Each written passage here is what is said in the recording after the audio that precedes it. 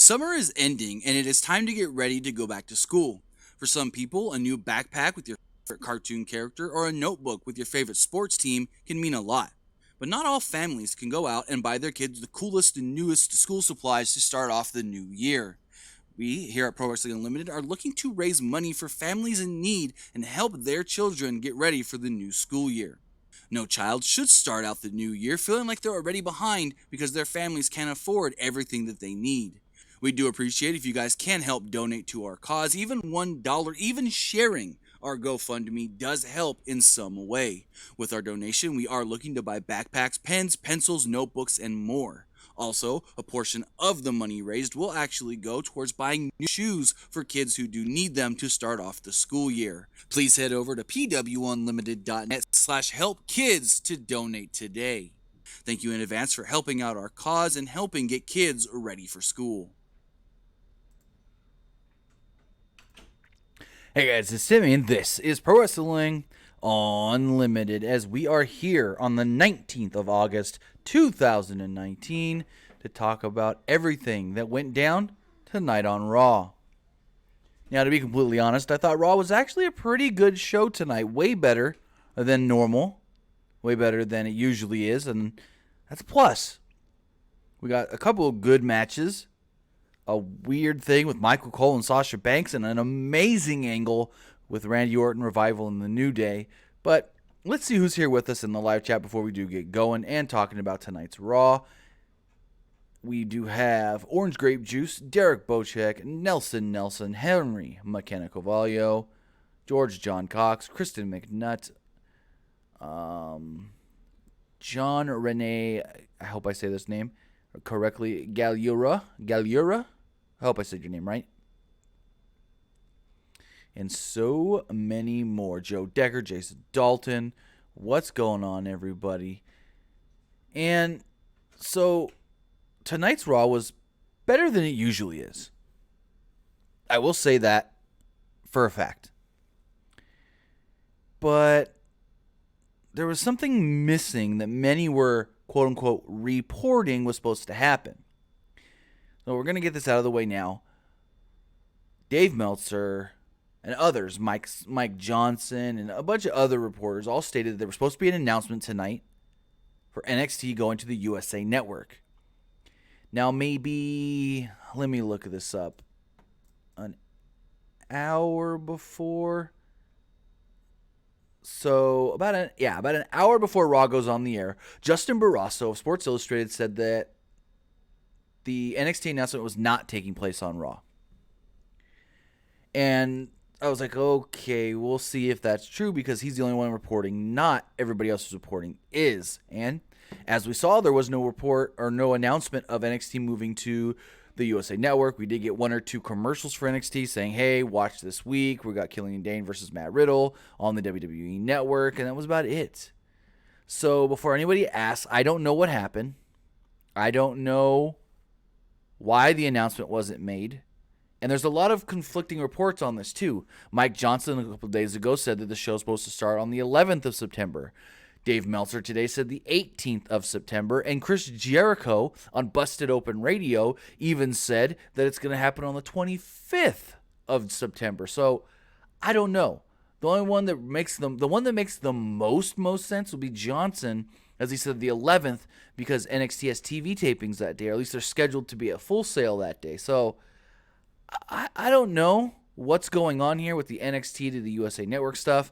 We'll keep trying to figure out what's going on. We'll keep listening to all the different reports. We'll keep bringing you all the different reports, and everything we hear, we'll let you guys know about. Luke Might with the Super Chat says, is there any update on Pac as far as the injury or him going to AEW? Because there's no update on either. That injury looked bad. So, just looking over here. I got a text message here. Give me 1 second to read this.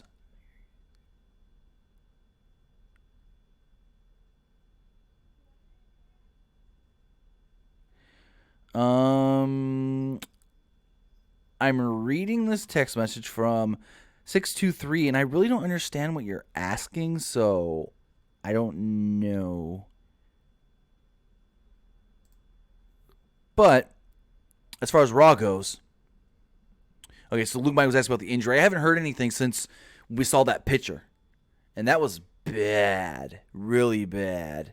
But anyways, I digress. Raw kicked off with Roman Reigns. Well, actually, no, it did not. So first, we see Renee Young, Michael Cole, and Jerry Lawler. They say Corey Graves is on vacation.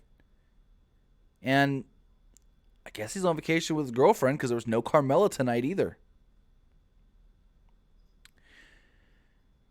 So Jerry Lawler was there because he was supposed to do a segment with Sasha Banks, which we know never happened. And Roman Reigns came out to open the show. Now, Roman Reigns and Dolph Ziggler were going back and forth yesterday on social media. And Reigns was basically like, I'm going to come out on Raw at 8 p.m. If you want to take me on, meet me in the ring. And so Roman comes out. And he had a long video package with the whole Daniel Bryan, Rowan stuff and all the other things. Ziggler comes down and said that he wasn't a keyboard warrior like the fans, and that he would face Roman Reigns tonight man to man. Ziggler mentioned that a bunch of bad things almost happened to Reigns, like almost having stuff fall on him and almost getting hit by a car, whereas he ate 3 spears from Goldberg at SummerSlam. He said this led to the embarrassment of Maurice's husband beating him with Ric Flair's move. Ziggler repeated, "You're getting all the attention, Roman, but it should have been me." Like, god damn. Enough of this already. So he's doing all this. Roman's kind of like, are you done talking yet, guy? Are you done talking yet? And all of a sudden, he eats a super kick from Dolph to start the match. Match goes about 11 minutes. Once Reigns got to his feet, the match started. Outside the ring, Ziggler sidestepped a Superman punch, pushed Reigns into the barricade, and hit a zigzag on the floor. Commercial break. After the break, Reigns was in the ring.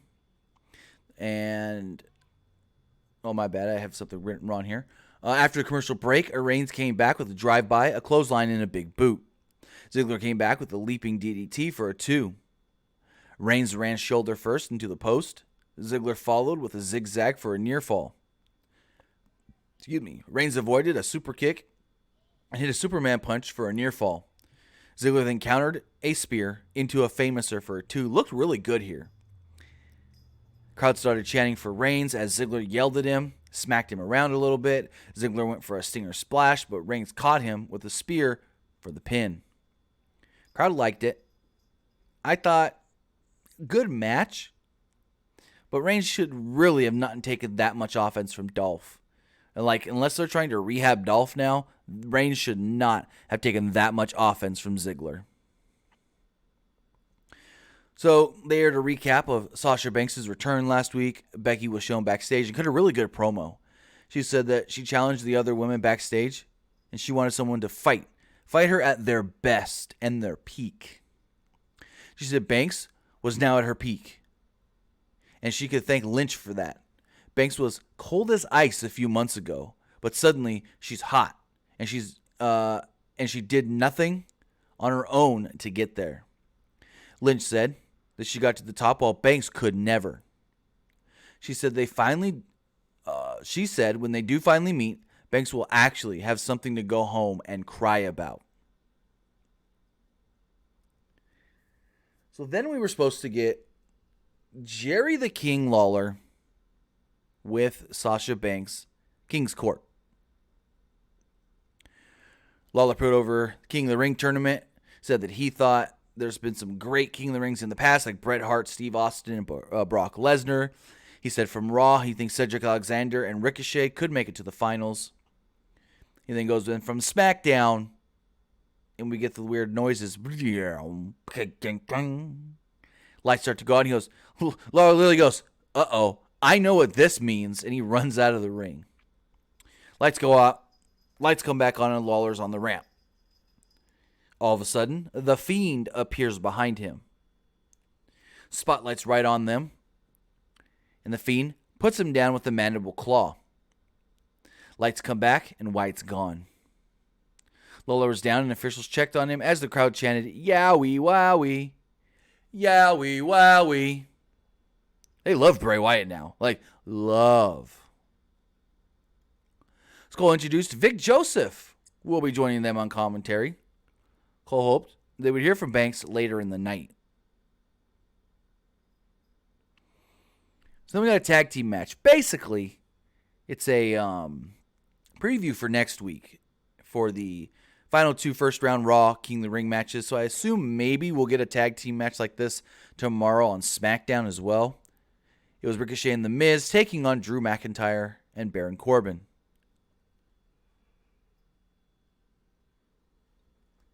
So we haven't seen Corbin in quite a few weeks, actually. And Corbin looked the same. Not going to say he looked any better. Not going to say he looked any worse. Exact same. The first 35 seconds of the match was really just Corbin trying to get heat. Ricochet then took out both heels with a moonsault off the turnbuckle to the outside. And then went to break not even a minute and a half into the match. But hey, we had wrestling during the commercials tonight. That's a plus. After the break, Corbin was in control of The Miz. Corbin ditched his dress shirt and wrestled in a tank top. Interesting. Vic Joseph appears to be leading that way as the play-by-play guy in commentary. He did more play-by-play than Michael Cole tonight. And I noticed it a lot during this match where I was just like, wow, they're really giving Vic Joseph a lot to say. Miz caught McIntyre with the DDT, then made the hot tag to Ricochet, who ran wild on Corbin. Ricochet hit a front dropkick for a 1, then a springboard clothesline and a standing shooting star press for a 2. McIntyre jumped in and took out Miz before suplexing Ricochet. Ricochet caught McIntyre with a super kick, and Miz followed with a skull-crushing finale. Corbin chokeslammed Miz, then gave Ricochet a deep 6 for a 2. Corbin tried a charge, but Miz pulled Ricochet out of the corner. Ricochet then gave Corbin a code breaker and pinned him for the victory. Weird that he pinned him off the code breaker and not the 630. But hey, it's what they're going to do. It's what they're going to do.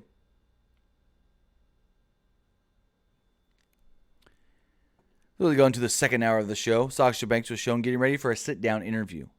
Michael Cole then interviewed Booker T via Skype. I don't know what these are all about. He interviewed Stone Cold last week, interviewed Booker T this week. I don't know if maybe Skype's sponsoring the show now, or if it's just a, hey, interesting way to get some Hall of Famers on the show every week. But I digress. Cole said it doesn't pay to be a Hall of Famer right now with Wyatt lurking around. Booker called Wyatt a rabid dog and said Lawler was in the wrong place at the wrong time.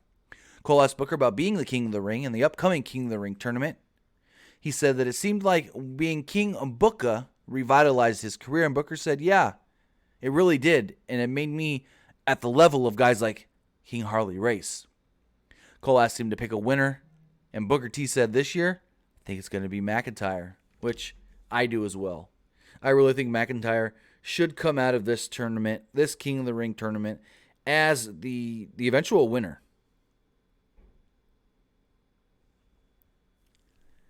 So we then had U.S. Championship on the line, the United States title, and it was Strowman challenging AJ.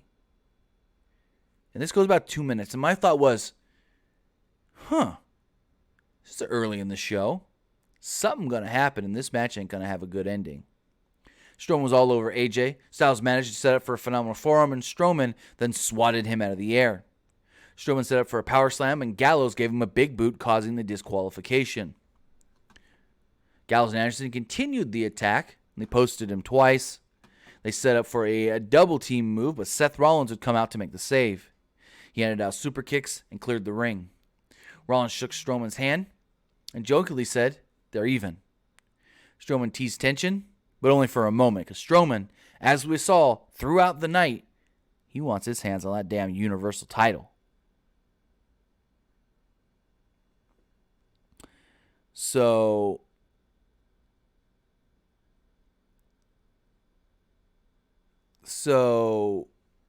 going forward, Rollins caught up with Strowman backstage. Rollins said that they've had each other's backs, but wasn't stupid. He saw how Strowman looked at the Universal belt. If it were up to Rollins, Strowman would be the next in line. However, he wanted to settle a score with the OC. He asked Strowman if he wanted a tag title match against Gallows and Anderson tonight. Strowman kind of grunted in affirmation, and Rollins said, all right, I'm going to go find someone to make this happen. Antonio Banks, not true. Antonio Banks says about the editing of the Bray Wyatt entrance to SummerSlam where they edited out the head lantern. He says they edited it because it got demonetized. That's not true. I don't know why they edited it, but it did not get them demonetized. I can tell you that 100% for a fact. So we got our first of two first-round qualifying. Well, not qualifying, but first-round King of the Ring matches. Cole kicked things off by calling King of the Ring the best tournament in the history of sports entertainment. Yeah, okay. Michael Cole's probably never seen the G1. Cesaro immediately hit a running uppercut in the corner. Caught Joe. He caught Joe with it off guard. Joe then followed up later with a dive, which sent Cesaro over the barricade and into the crowd as we went to commercial about 90 seconds into the match. Joe was in control after the break. Cesaro dodged a senton as Cole said that the match had taken a toll on both men. So Cesaro came back with a big boot for a 2. He went for a vertical suplex, but they kind of fell awkward because Joe's so much bigger than Cesaro. They held onto the hold. Cesaro got up and successfully hit the suplex. The crowd applauded. They're like, hey, you tried again and got it. Cesaro then gave Joe a running uppercut and a flying high cross body. Joe then followed up with a Uranagi for a 2. Cesaro then attempted and barely gave Joe a big swing. The giant swing was barely given. Like, he had trouble just getting it started. And then he usually spins around like 6, 7, 8 times, maybe 3. And he was just like, screw this. Put Joe down, flipped him over eventually, got him in the sharpshooter. Joe started to pull himself over to the ropes. And Cesaro said, nah, you ain't getting them ropes, buddy. Transitioned the sharpshooter perfectly, gracefully into a crossface. But Joe, with a perfect counter, he rocked his body, cradled his body enough to roll Cesaro over onto his shoulders for a pinning attempt. 1, 2, Cesaro had to let go of the crossface before he got pinned.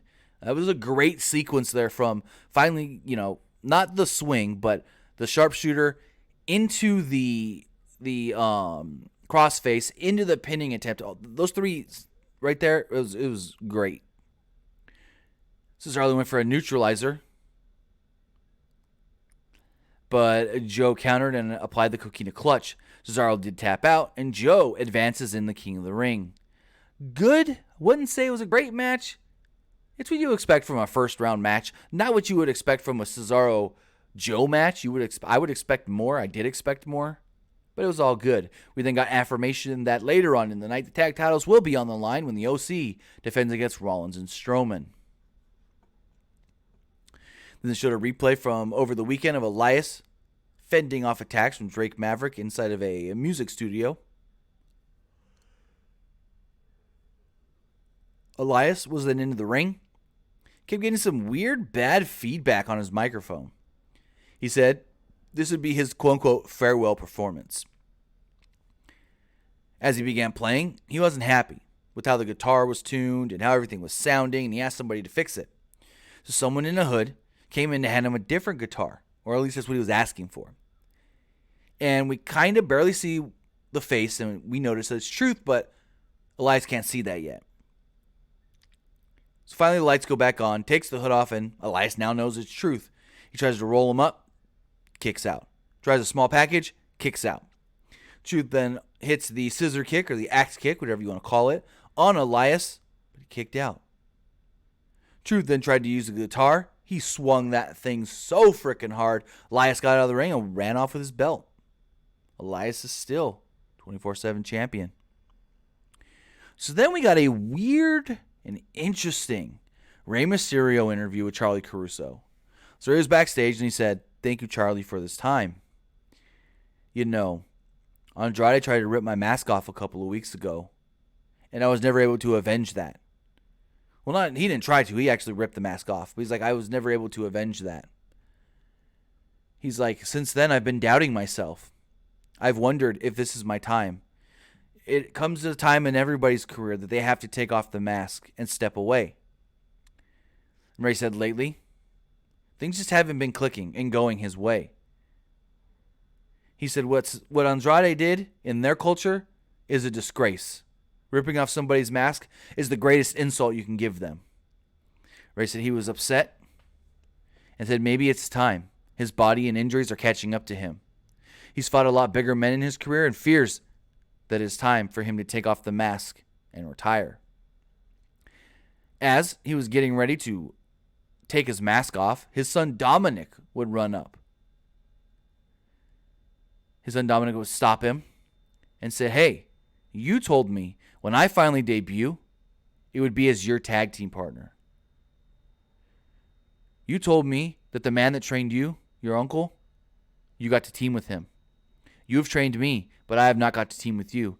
He said, I want to be able to tell my children that I got to team with their grandfather. Mysterio said that he would do it only for Dominic. He would stick around and team with Dominic. They hugged, and the crowd erupted in cheers. Ray, great performance here. Ray was almost to tears. Like his eyes were, you couldn't get more watery in them eyes. Dominic was okay.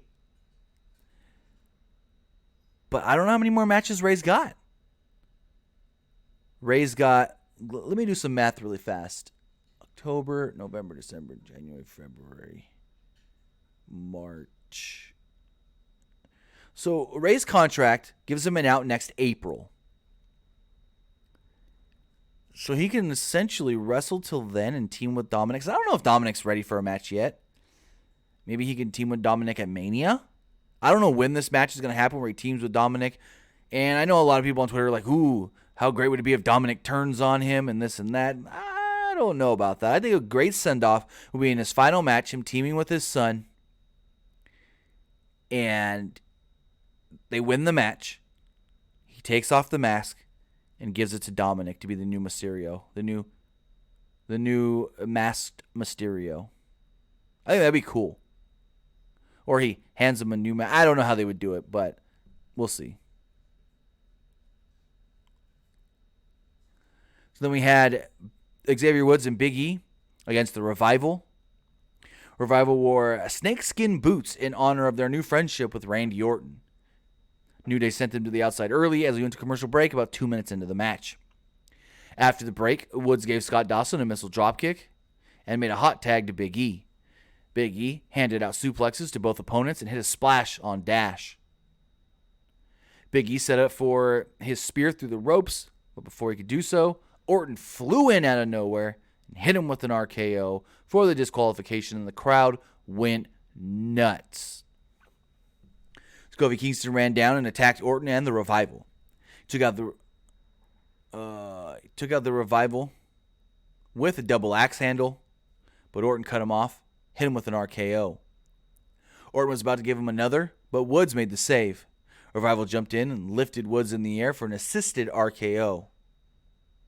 Dawson held Woods' leg in a leg lock, and Wilder came off the top rope and stomped the leg.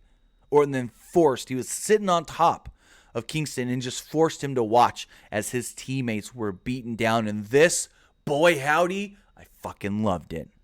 Randy Orton and the Revival, it's like the New Day legacy, but better. Just freaking, this was just great. This was a perfect old school beatdown. You make one guy watch as his buddies get their asses whooped. It's old school. It's simple. It's effective. And I know they're the heels, but this crowd fucking loved it. They loved it. I loved it. We go from this great segment to an awkward Michael Cole and Sasha Banks interview. She was on the big screen. Cole asked if she wanted to explain her actions. Banks wanted to explain from the beginning. Banks seemed like she was going to be sincere, but she wasn't. She says she looked in the mirror last week and told herself, blue isn't your color. She said she looked great and felt great and everything. And everybody was talking about just her hair. Cole said, no one's talking about your hair. Talking about what you did. Crowd laughed. Cole reminded us what happened last week, including Natalya talking about her passed away father. Cole spoke in some weird, overwritten verbiage. Wasn't really sure what was going on here. Banks thought for a second when he was like, you attacked Natalya. She was out here talking about her father who had passed away a year ago. And then you came out and did what you did. Why? And she just goes, you're welcome. Takes off the mic and walks away. And I'm like, we go from this great segment with Randy Orton, The New Day, and The Revival to this? Yikes. Well, next up, we did get the the WWE Tag Team Champions, Women's Tag Team Champions, Alexa Bliss and Nikki Cross, taking on a Fire and Desire. Mandy Rose decked Nikki Cross early with a forearm, then Bliss took her out with a drop kick. Bliss and Cross took turns on Rose until Rose gave Bliss a V-trigger. DeVille made a tag and nailed Cross with strikes and a Shining Wizard. Cross booted DeVille and drove Rose into the post. DeVille fended off Bliss. Then Cross gave DeVille a swinging neckbreaker for the victory. Tag champs, victorious yet again. So we go backstage, and awkwardly together, you see Seth Rollins and Braun Strowman applying some wrist tape. And I'm like, shouldn't Strowman still have his on from earlier? Anyways, so Seth's talking to him, and he's like, we got to do this in the match tonight. We got to do this. And if you just follow my lead, we can possibly walk out here new champions. And Strowman's looking behind him, just eyeing that Universal title. And Seth's just like, hey, did you hear me? And Strowman stands up and goes, follow my lead, and we will walk out the champions. And Seth's just like, okay. Like, he gave him that look like, okay then. So we got a second first-round King of the Ring match with Cedric Alexander versus Sami Zayn. Sami was in control early and hit a Michinoku driver for a 2. Alexander came back with chops and a spinning back elbow, running forearm, head scissors takedown, dropkick, and a suicide dive. Alexander followed with a neutralizer and a lumbar check for the quick 3.5-minute victory. Very whatever match. Like, that's what it was. It was a whatever, nothing match. So we got the Street Profits backstage. And they were doing their usual Raw shtick, but they didn't have the tag titles with them. I was surprised that they didn't have the NXT tag titles with them. Yes, spoiler alert. Give you 5 seconds to mull that over. 4, 3, 2, 1. Last week at the NXT TV tapings, the Street Profits did lose the NXT Tag Team Championships to Kyle O'Reilly and Bobby Fish, but that doesn't air on television for a couple more weeks.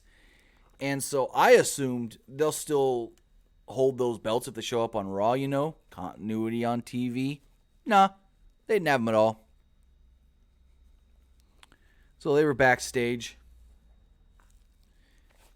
And I lost my spot. Where was I? Montez Ford says he was 2-0. But Angelo Dawkins ripped up his bracket because he had Cesaro going to the finals and Cesaro lost. I liked this. It was like the March Madness things where they're like, I filled out my bracket. I'm doing good. But then you have the other buddy that's like, shit. One of my top picks out in the first round. I'm done. I loved it. I thought that was really cool. Dawkins wondered why they don't have a tag team King of the Ring tournament. Ford said they were already kings of their place. They moved on to talk about tonight's main event and down some popcorn. Backstage, Gallows and Anderson complained about having to face Rollins and Strowman, who aren't even a real team. Styles showed up to psych them up. He said, they're no match for the Cowboys. They're no match for these mother lovers. He called them the only club that matters, Tag Team Champions. So then Natalya was backstage, and she cut a promo, trying to get some sympathy. But you can hear that crowd. What? Every time she'd say something. She mentioned her father again, and probably her arm injury. She ranted for a minute about what Sasha Banks did to her last week, arm in a sling, and then Banks appeared and attacked her. She yelled, "Go to hell, Natty," and tell your daddy I said hi. She then opened a big drawer, put Natty's arm in it, and just started shutting the drawer over and over. Holy fuck. Brutal attack. Brutal all around. The whole go to hell, Natty, and tell your daddy I said hi. Shit. Michael Cole misheard something Young said and told her not to take a vacation next week like Graves did. Vic Joseph asked Cole when he last took a vacation, and Cole said 2001. So then, tag title match. Gallows and Anderson defending against Seth Rollins and Braun Strowman. Strowman was in control of Gallows and Anderson early, but they tried to fight back, both on the outside. Gallows cut him off and dropped him ribs first twice onto the barricade as Strowman just watched. After the break, Rollins got distracted by Gallows, so Anderson gave him a spinebuster for a 2. Rollins fought Anderson off the top rope and hit a blockbuster, but Gallows tagged in. Strowman stalked Styles on the outside, so Gallows shoved him into the post. Rollins made a comeback on both opponents. He hit Gallows with a suicide dive, kind of, and then gave Anderson a Falcon Arrow for a near fall. Anderson distracted the referee, so Styles knocked Rollins off the top rope. The OC gave Rollins a double team backdrop for a near fall. Suddenly, Strowman just monstered up.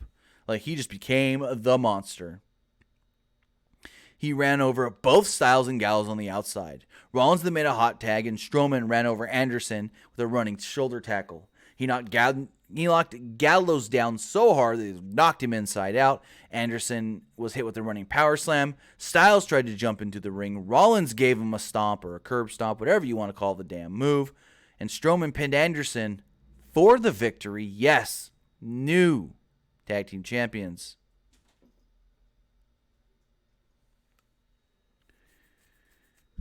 I did not see this coming, but it makes sense.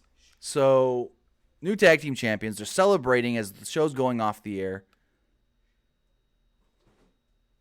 They're going off the air and all this. There's less than a minute left, and Strowman raises up the hand of Seth Rollins. But as he does so, he's still, yet again, just dead-eyed right on that Universal belt. Not looking at anything else.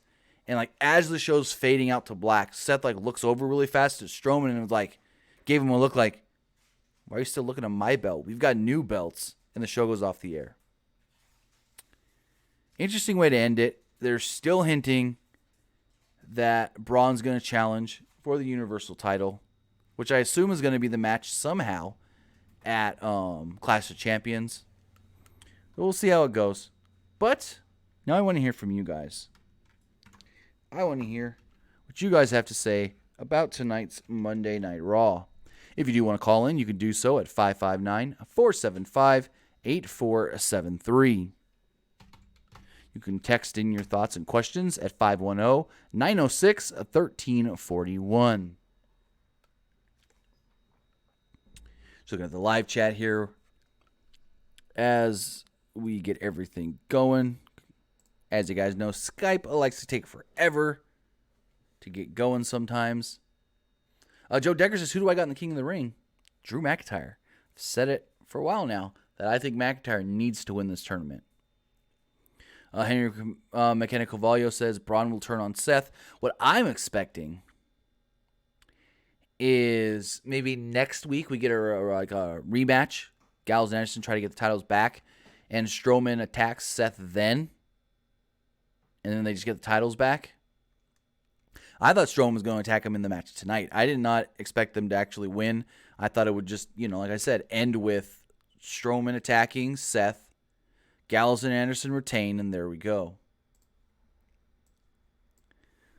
So again, if you do want to call in, you can do so at 559-475-8473. Send your text messages to 510-906-1341. Looking at the chat, this person here says, in your opinion, Seth Rollins doesn't deserve the Raw Tag Team Championships. It's just a means and a way to interestingly get to Strowman versus Rollins for the title. It doesn't matter who deserves or doesn't deserve, to be honest. But let's take a call.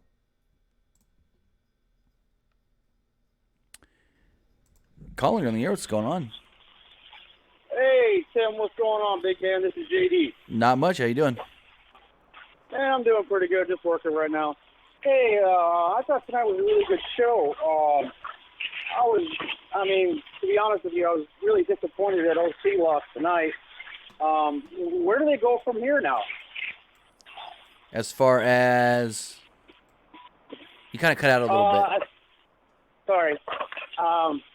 Where do they go from here? Do they go back to the belts? How do they do this now since they lost? You know what I think maybe could happen is they get their rematch, and that's when Strowman turns on Seth.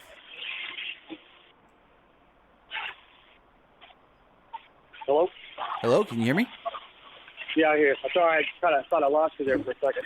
Well, no, you were asking about, where the OC go next. I think maybe they just get a rematch for the titles. Braun turns on Seth. They win the belts back. And then we get Braun versus Seth at Clash of Champions. Okay, well, here's the question. Who gets pinned out of the two of them? It'd have to be Seth. If Braun turns on Seth, it would have to be Seth getting pinned. So you would have your champion lose. Or get pinned, I'm sorry. You'd have your big dog get pinned. I don't know if that'd be a good idea. I think it would be okay if he's going to go, if he's going to go over in a strong way against Braun Strowman at the pay-per-view, then I think it would be okay to set it up because it makes Strowman look like a very big monster, beating him down, leaving him for dead, him getting pinned, and then he gets his revenge at the pay-per-view. I like that. I think that's not a bad idea. I also did hear something that Braun Strowman is the very first person to ever compete for the United States and the tag team on Monday Night Wrestling, period. I heard that. Is that true? That's what they said. I don't know if it's true. You'd have to go pretty far back to find that out, but I would assume. I mean, I wouldn't think, because if you really think about it, the U.S. title has not been on a Monday night show that much. For the most part in WWE, it was always a SmackDown belt, and it didn't come into fruition until after the original brand split. So, yeah, I can see that being a real thing. Well, because I'm trying to think, and I can't remember. Right. But I don't think WCW had a United States champion. Did they? Yeah, they did. Did they? Oh, okay, all right. Yeah. All right, it's been a long time since I've seen some of that. Yeah, but all right, hey, go ahead. I would say when WCW ended, Booker T was the world and United States champion. Oh, shit, that's right. How did I forget about that, man? Damn Booker T. Hey, I liked the little hangman thing that you did earlier on YouTube. Thank you. Today. I thought that was really cool, man. I think you should do, maybe one or two of those a month. That's what I'm going to try to do going forward. I'm going to do another one next month. If that goes well, then I'll try and up it to 2 a month. Yeah, dude, I thought that was great. I woke up this morning and I watched that for a good, half hour, about 20, 25 minutes, how long you had it. I thought that was really good. Well, now, question, are you... Well, just letting you know and let everybody in the chat know, since you are a member subscriber, you actually had that video early. That video was up for members last Friday. Really? Yeah. So what it is if you're a member, those videos are going to go out early for member subscribers when we do put those out. And if you don't see it in your feed, check the community tab periodically, and that's where we will let you guys know as members when you get early access to stuff. Okay, because, I just became a member a couple weeks ago, and I'm still trying to get comfortable with all that stuff to figure out, the ins and outs. Right. But, hey, I asked a question through one of your little YouTube videos. Who do you think is going to be in Cody's corner? It's a tough one. And I don't think it's going to be Brandy, to be honest. I think I think it could end up just being Diamond Dallas Page. I got somebody better for you. What do you got?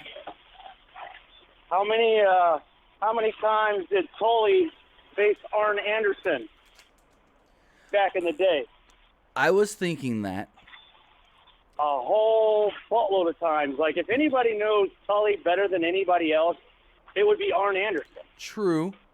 But they fought each other so many times back in the day. Go ahead. Right. But my thought was Cody's going to want somebody that's close to him in the family. So if it's not going to be Brandy, if it's not going to be, it could be Dustin, but I was thinking maybe more like a Diamond Dallas Page. It could maybe be Dustin. Arn wouldn't be a bad idea. But I was thinking somebody that was more close to the family. I see what you're saying. I just think it would be a perfect fit to throw Arn Anderson because, you know, they went back and forth years and years, them two fighting each other, right. Arn Anderson and Tully and all that good stuff. Great. I just think I would be like perfect because Tully is a genius. Right. And I wouldn't want to sit across the table from him in any kind of negotiating. I would definitely not. So I think a great mind to have in his corner. I mean, yeah, I could see Diamond Dallas Page, but I think a better fit would be Arn Anderson. I could see it. It would be interesting for sure. Yeah, I'm just throwing that out there. You know, I just figured, you know, right. somebody kept saying MJF. No. And I don't think it would be a good fit for MJF to be out there. I don't either. But hey, Sam, I want to say, brother, keep up the good work, man. JD is out. All right, have a great night. Thanks for the call. You too, brother. All right, so looking over at the text messages here, if anyone else does want to call in, you can do so at 559-475-8473. Just looking at the text messages here. This person says, what did you think of Chris Jericho on Busted Open Radio? It's not anything he hasn't said before. He said it before. He basically said, I'm not afraid of anybody trying to come at AEW or trying to start a quote-unquote war with AEW. He said, I'm going to worry about AEW and AEW alone. Jericho also said, you know, I want all promotions to flourish. I want everybody to do well. But his main focus is AEW, and he doesn't care what others do. Chris McNutt in the chat says, what about Magnum TA? I think she's talking about for Cody. I don't like that because Magnum can't get physical. And you would want somebody that is in Cody's corner able to possibly get physical, and Magnum can't. Let's take another call here. Caller on the air, what's going on? Never mind. Try this one. Caller on the air, what's going on? Hello, can you hear me? Yes, I can. How's it going? All right, just a couple of questions. I ain't seen this WWE diva. I ain't seen her in a while. What's up with Naomi? I ain't seen her in a while. What's up with her? Is she still wrestling? She's around. I don't know. Let's see. Last time we saw her, it's been about a month. And they just don't have anything for her right now. Oh, dang. Not normally. We see her a lot, but for some reason I think see her. Just kind of wondering. But and one more question. Okay. I heard that SmackDown is moving to the Fox network in October 4th, if I'm correct. How would this impact Impact Wrestling on Friday night? Well, that was announced. Fox getting SmackDown on Fridays was announced about a year ago. Yeah. And how it would affect Impact, WWE doesn't care. They're moving to Fridays. Impact, I haven't heard anything if they're going to move their show. Right now, they're content on being on Fridays on Twitch and the Pursuit Network, and it's not going to hurt them at all because they can't get any worse than they already are. Oh, yeah. So at this point, even though I really ain't been watching Impact Wrestling because I'm kind of not missing much of them, so at that point, this will affect SmackDown. Really doesn't matter. Doesn't matter at this point, right? Impact does such little numbers that nothing can really make it go less other than them not airing. Like, they can't do any worse than they are unless they weren't airing, to be honest. Yeah. I agree with you because sometimes I watch some of it, then kind of doesn't matter. I really been watching that wrestling a lot, so just kind of wondering. That's how. But guess that's it. I appreciate it. All right, thanks for the call and have a great night. All right, let's take another call here. We do have a text message that says, what's going on with update on Rusev? Oh, I don't know. I know him and Lana bought a new house in L.A., living in Hollywood. Like, literally, Lana's been posting pictures and stuff on Instagram. You see the Hollywood sign from their deck.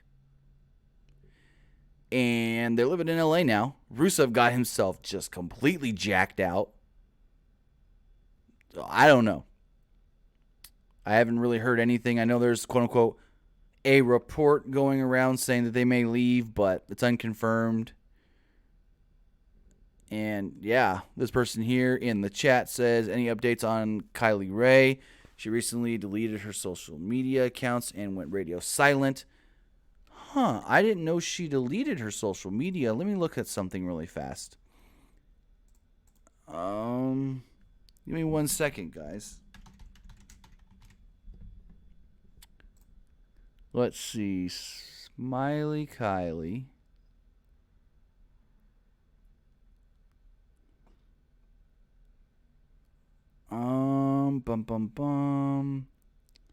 Give me one other thing. Just looking here. If we look here. Yeah, I don't know what's really going on. All I know is that she hasn't wrestled, at least for AEW, if not anywhere, since Double or Nothing. And last I heard is she was dealing with some sort of a medical issue, and they were hopeful that she would be cleared and ready to go in time for All Out. But other than that, nothing. And I didn't even realize that she deleted her social media. I'm going to have to look into this. I really am. Thank you for bringing that to my attention. But with that, they're going to wrap things up. Thank you for joining me here live to talk about Monday Night Raw. Thank you to everybody that watches later. Thank you to everybody that listens later on podcast services all around the world like iTunes, Google Play, Stitcher, SoundCloud, Spotify, iHeartRadio, and more. We will be live again tomorrow night following SmackDown Live. Don't remember to follow us right here on YouTube, of course. Hit that bell notification to be notified every time we do post videos. And don't just hit the bell notification, hit it, and then click the settings for it to make sure you have all notifications turned on. Also, if you do want to become a member to further support us here at Pro Wrestling Unlimited, you can do so by hitting that join button. And for $4.99 a month, you will get cool little emojis to use in the chat. You will get badges next to your name and early access to other content that we do have coming out. Follow us on Facebook, facebook.com/Pro Wrestling ULTD. Follow us on Twitter at PWUnlimited. We'll see you tomorrow night after SmackDown. Have a good night, guys.